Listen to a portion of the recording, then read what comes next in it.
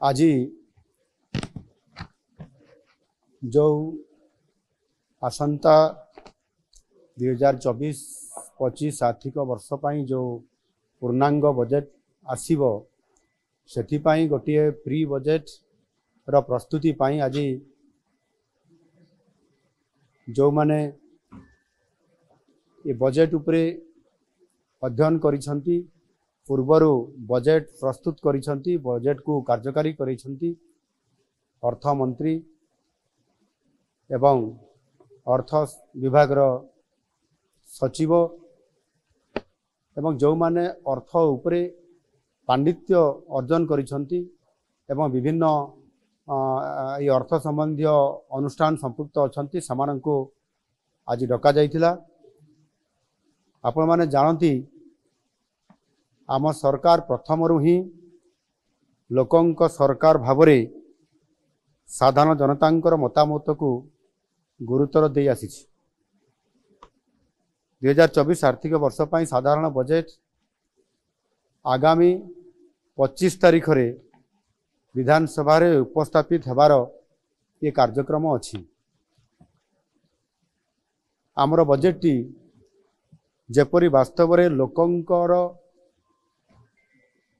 Budget हेकरी लोकंक पाखरे उपस्थापना हो पारिबो समस्तंकर आशा आकांक्षा को प्रतिफलित करि पारिबो सेथिपाई ए उद्यम जारी रहिछि। आउ एथिपाई मध्य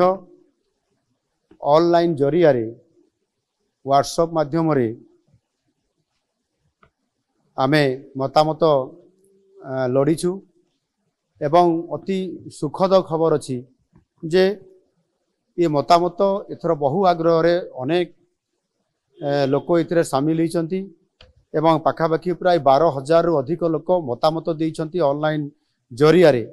जहा कि पूर्व वर्ष मानक तुलना रे ये 6 गुण अधिक लोकंक एपरी व्यापक अंशग्रहण आम पाई बहुत बड़े गोटे उत्साहजनक। आज मध्य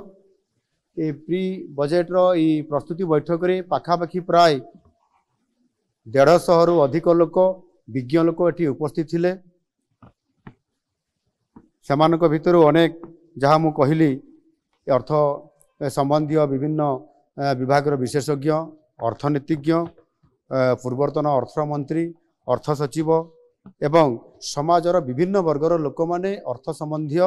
जो माने अनेक ओडिशार भविष्यत कथा चिंता करती से समस्ते विभिन्न मतामत देइछंती।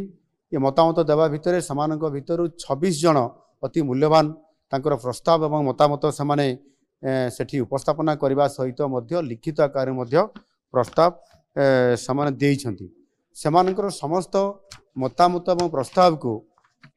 आम विभाग तरफ लिपिबद्ध करा जाइछि एवं ताहाकु विचार करी आगामी दिन रे जो आमर बजेट आसबार अछि तांकर मतामत को निश्चित भावरे आमे यथासंभव एथिरे प्रतिफलित करिया पई आमे चेष्टा करिवु। आ सेथि पई जो लोकंकर बजेट जेभली भावरे आज लोकंका पाई प्रस्तुत हेबा को जाउ अछि ता निश्चित भावरे आगामी दिन रे ओडिशा को नुआ ओडिशा गठन करिबारे सहायक हबो। धन्यवाद।